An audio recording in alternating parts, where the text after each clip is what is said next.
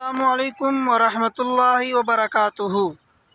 دوستو، میں صرف یہ بتانے کے لیے آیا ہوں کہ رمضان کیسے گزاریں۔ ایک روزہ ہوتا ہے۔ روزے کی بنیادی طور پر 3 اقسام ہیں۔ پہلی قسم یہ ہے کہ ہم روزہ رکھتے ہیں اور سحری سے لے کر شام تک ہمارا صرف جو بدن ہے، جسم ہے، وہ بھوکا رہتا ہے۔ اس کو کہتے ہیں عام قسم۔ روزے کی دوسری قسم ہے جس کو کہتے ہیں خاص قسم کا روزہ۔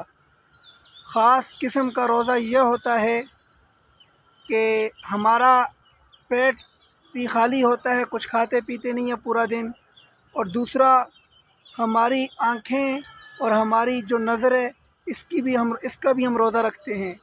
ہم کسی غلط طرف دیکھتے بھی نہیں ہیں، بد نظری بھی نہیں کرتے ہیں، تو اس کو کہتے ہیں خاص قسم کا روزہ۔ اور روزے کی بنیادی اور تیسری قسم جو ہے خاص الخاص قسم کا روزہ۔ خاص الخاص قسم کا روزہ ہم میں سے بہت کم ولی اللہ یا جن کا تعلق مع اللہ ہوتا ہے یا آپ صلی اللہ علیہ وسلم کی محبت میں غرق ہوئے وہ لوگ ہوتے ہیں، وہ قسم کا خاص الخاص قسم کا روزہ رکھتے ہیں۔ ہم تو پہلے عام روزے میں ہی جاتے ہیں، ہم دوسرے روزے کی خاص کی قسم کی طرف بھی نہیں جاتے۔ خاص الخاص قسم کا روزہ یہ ہوتا ہے کہ ایک ہم نے پیٹ کا بھی روزہ رکھنا ہوتا ہے، سحری سے لے کر افطاری تک کا وقت بھوکا بھی رہنا ہوتا ہے۔ آنکھوں کا جو خاص قسم ہے، آنکھوں کا بھی حفاظت کرنی ہوتی ہے۔ اور تیسرا یہ ہوتا ہے کہ ہمارے دل کی بھی حفاظت کرنی ہوتی ہے، تاکہ دل کے اندر کوئی غلط سوچ فکر، کوئی لمحہ یا کسی کے لیے چغلی اور کسی کے لیے غلط چیزیں سوچنا بھی ہمارے دل میں نہ ہو۔ اس کو کہتے ہیں خاص الخاص قسم کا روزہ۔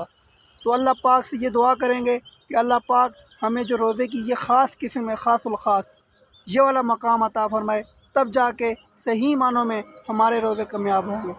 آج کل ہمارے ساتھ ہو کیا رہا ہے، ہم صرف عام قسم کی جو قسم ہے، عام قسم کا جو روزہ ہے، جو عام قسم ہے، ہم صرف وہی آزما رہے ہیں، صرف بھوکے رہ رہے ہیں۔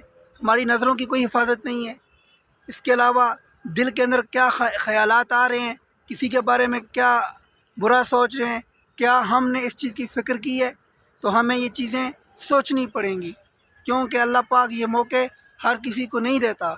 شاید اس رمضان میں ہم زندہ ہیں، کیا پتہ اگلے رمضان میں ہم میں سے کوئی زندہ ہوگا یا نہیں ہوگا، کیا پتہ یہ رمضان بھی ہم پورا بسر کر سکیں گے یا نہیں کر سکیں گے۔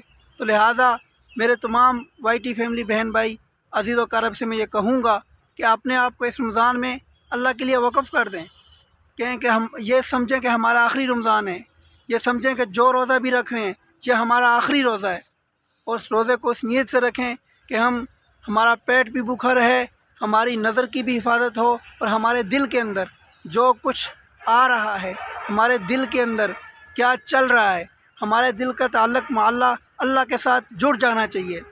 پہلا سب سے بڑا مقام تو یہ ہے کہ انسان نماز پڑھتے ہوئے یہ سوچے کہ میں اللہ کو دیکھ رہا ہوں، یہ تو اور ہی مقام والی نماز ہے نا۔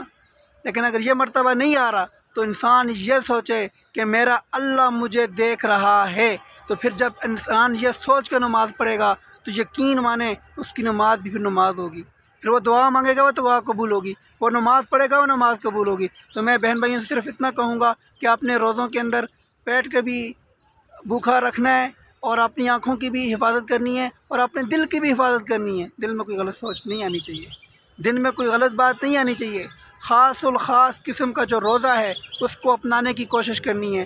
میں بھی اللہ پاک سے دعا کرتا ہوں کہ اللہ پاک، آج 5واں 6ٹھا روزہ ہے میرے خیال میں، جمعہ کا دن ہے، تو آگے کچھ روزے رہ گئے ہیں۔ اللہ پاک ہمیں اس رمضان کی صحیح معنوں میں قدر کرنے والا بنائے، اور صحیح معنوں میں اس رمضان کی برکتوں سعادتوں سے ہمیں اللہ پاک استفادہ حاصل کرنے والا بنائے، اور پوری امت مسلموں کو اپنی دعا میں کبھی نہیں بھولنا، ڈاکٹر عافیہ صدیقہ کو اپنی دعا میں کبھی نہیں بھولنا، اور جو جتنی بہن بھائی پوری دنیا کے اندر مظلوم ہیں ان سب کو اپنی دعا میں یاد رکھنا ہے، اور جو ہمارے اس دنیا سے جا چکے ہیں ان کے لیے دعا کرتے ہیں کہ اللہ پاک ان کو جنت الفردوس میں اعلیٰ مقام عطا فرمائے۔ آمین یا رب العالمین۔